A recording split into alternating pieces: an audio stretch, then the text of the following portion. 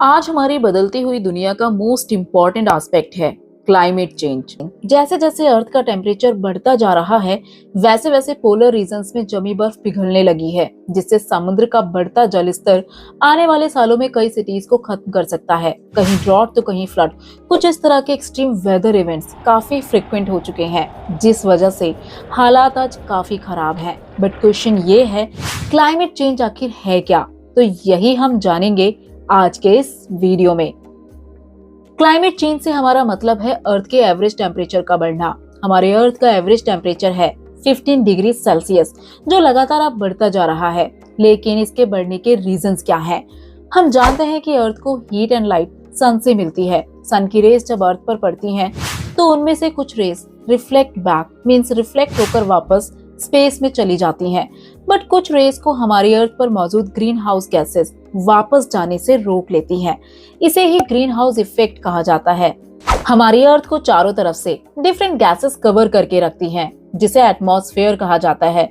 और इसी एटमॉस्फेयर में प्रेजेंट हैं ग्रीन हाउस गैसेस, जो सनरेज का कुछ अमाउंट अब्सॉर्ब कर अर्थ को वार्म रखती हैं। और इसी वजह से अर्थ पर लाइफ पॉसिबल है, वरना अर्थ पर बहुत ज्यादा ठंड होने की वजह से यहाँ ह्यूमंस का सर्वाइवल बेहद मुश्किल था और एग्रीकल्चर करना इम्पॉसिबल।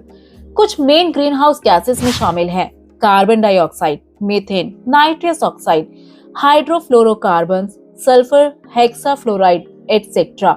मींस हम कह सकते हैं ये ग्रीन हाउस गैसेस हमारे सर्वाइवल के लिए बेहद जरूरी हैं, बट केवल तब तक जब एटमॉस्फेयर में ये गैसेस बैलेंस्ड अमाउंट में प्रेजेंट हो। प्रॉब्लम तब क्रिएट हुई जब ह्यूमन एक्टिविटीज की वजह से इन्वायरमेंट में कार्बन डाइऑक्साइड और मीथेन जैसी गैसेस की मात्रा जरूरत से ज्यादा बढ़ने लगी। एटमॉस्फेयर में इन गैसेस की मात्रा बढ़ने से ये ज्यादा अमाउंट में सन की रेस को अब्सॉर्ब करने लगी और इसी वजह से अर्थ का टेम्परेचर बढ़ने लगा। यहीं से राइज हुई क्लाइमेट चेंज जैसी प्रॉब्लम्स। सभी ग्रीन हाउस गैसेस में से सबसे हार्मफुल गैस है कार्बन डाइऑक्साइड, जो लंबे समय तक एनवायरनमेंट में बनी रहती है। इस गैस के बढ़ने का मेन कंट्रीब्यूटर है ह्यूमंस, जिनकी एक्टिविटी की वजह से ये बढ़ती जा रही हैं। ह्यूमंस के द्वारा कोल, डीजल, पेट्रोलियम जैसे फॉसिल फ्यूल्स को यूज करना। मेनली इसकी शुरुआत हुई 1750s में, जब शुरू हुआ इंडस्ट्रियलाइजेशन। तब से अब तक हमारे एनवायरनमेंट में CO2 की मात्रा 30% तक बढ़ चुकी है। इसके अलावा डिफॉरेस्टेशन भी इसका बड़ा कारण है। बहुत सी रिसर्च बताती है कि 1850 से इस सेंचुरी के एंड तक अर्थ का एवरेज टेम्परेचर 1.5 डिग्री सेल्सियस तक बढ़ सकता है। और अगर ये 2 डिग्री सेल्सियस तक पहुंच गया तो ये एक भारी तबाही लेकर आ सकता है, क्योंकि टेम्परेचर राइज होने से पोलर रीजन मेल्ट हो सकते हैं। इनके मेल्ट होने से सी का लेवल बढ़ सकता है।